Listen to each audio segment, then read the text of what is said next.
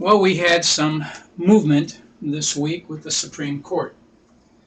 To my knowledge, there hasn't been a definitive ruling, but here's our problem.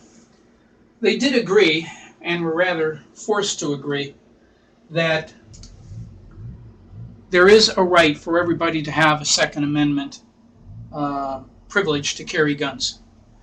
The bigger question is, are we allowed to now carry those guns in Washington, D.C.? In other words, can Washington, D.C. limit the right of limit the scope and the intention of the Second Amendment?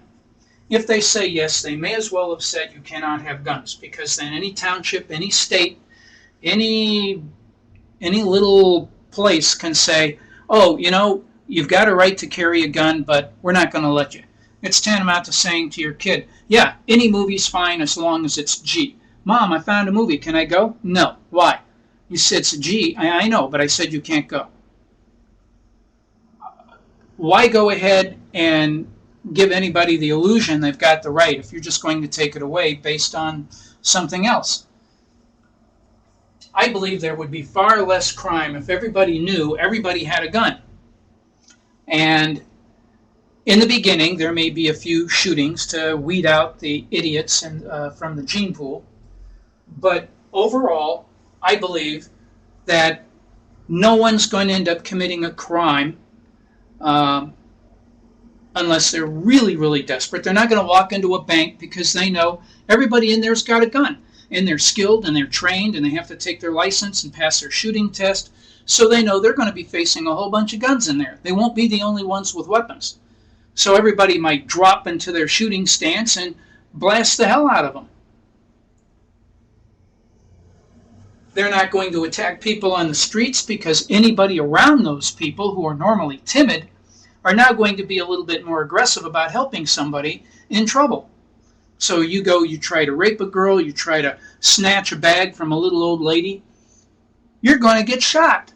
Somebody's going to pull out their weapon and have at it with you. So I think that is basically what we were trying to do with Russia and nuclear weapons. It forces an equilibrium. Nobody's got advantage over you now. I believe everybody should be able to carry or have a gun in their home, a gun of any kind.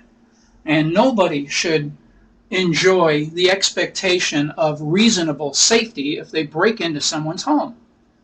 No, you break into my home, I'm going to shoot you. I'm going to stab you, I'm going to club you, I'm going to sick the dog on you. I'm going to do anything that I so choose. I happen to live in a state that's got the castle law. I can do anything. I can unplug the lamp, tear the lamp cord apart, and electrocute your ass. I can do anything. You've come into my home. You've got no expectation of safety. None whatsoever. And I think that should be the case anytime somebody whips out a gun in public to rob or do harm. And that would pretty well end that. Now the question is, what is the Supreme Court going to do? I think a lot of this is precipitated by a number of other things, and this isn't going to be long enough for me to go through. But the thumbnail of it in my little mind is there are other things precipitating all these laws. We've got our food being poisoned. This is very clear. We've got pharmaceuticals in our water. Okay, that might be a mistake and not intentional, but they're still there. We've got the Marisol all over the place. Oh, the Marisol's just fine. It's just a trace amount. It's a heavy metal. Heavy metals accumulate in the body. They don't go away. So if bread's going to have a trace amount, and water is going to have a trace amount, and drugs are going to have a trace amount, pretty soon you've reached your critical mass and you're dead. Or you're exhibiting mercury poisoning or some other symptoms. But this trace amount crap has got to go right out the window. You shouldn't have any of it at all, period. It's a heavy metal. It's accumulative. Okay, I could be wrong about all of that. Somebody, I'm sure, is going to correct me. Some doctor that's part of the establishment, I'm sure. But even with all of this in mind, something else is going on. I've been looking into this Nibiru thing, our sister sun that's swinging around, who is carrying with her a couple of planets and some moons, is supposed to be visiting upon us. Supposedly the government knows all about this, and this is why they're retreating underground. And they're building huge numbers of underground facilities, both in this country and all over the world. I'm speaking to the choir here, I'm sure, but there may be a newbie that might not know some of this. So, look up Nibiru and type in Nibiru in this thing here in YouTube. You'll find a lot of information on it. And so they're retreating underground, and the idea is, let's get underground, poison everybody, pick who we want, save them, jump underground, pull the hatch shut, hit a button, destroy the world, clean it up 100% so when we come back up, there's not any resistance of any kind from people who used to know the way it was. We'll nuke everything, and by the time the shifting and the planets and whatever's going to happen during this passage, and maybe nothing, we'll be able to come up and start fresh with a clean slate. We won't have anybody to bother us and nobody to remind us of any kind of history. I think that's basically where, what it's all doing. I mean, the Codex thing, we've got to look at the Codex thing too.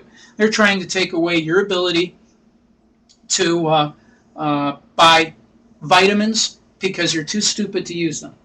I work for a company that I represent a company that has a very good product, Alcovita, alcovitahealth.com, that has shown to cure everything from AIDS to cancer to diabetes to simple stomach aches to psoriasis with its mineral product. Oh, well, you're not going to be able to have that now either.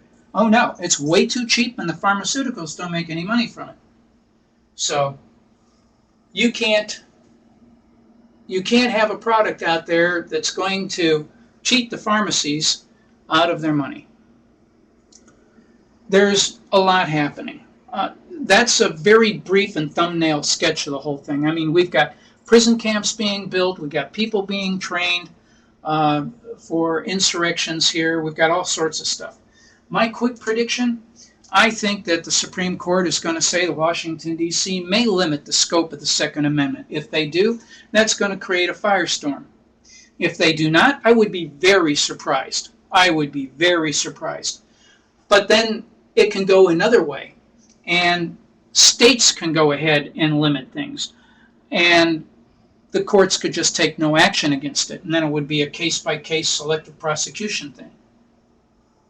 Well, I'll get this up on YouTube. I am going to make a PowerPoint showing how I believe everything is connected, how the politics to the astronomy, to the food supply, the disappearing bees, and our ill health is all connected and purposeful. No one wants to believe that our government could be planning anything so horrible.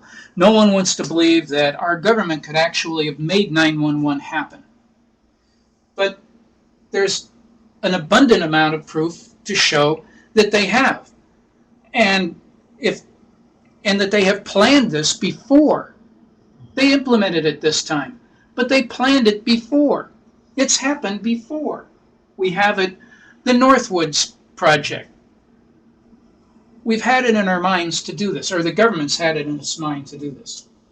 So it shouldn't come as a surprise, really. But it's hard to convince people. So I'm going to try to create a little PowerPoint, something which will be easy to read and point to an ultimate conclusion. I'll need help in review.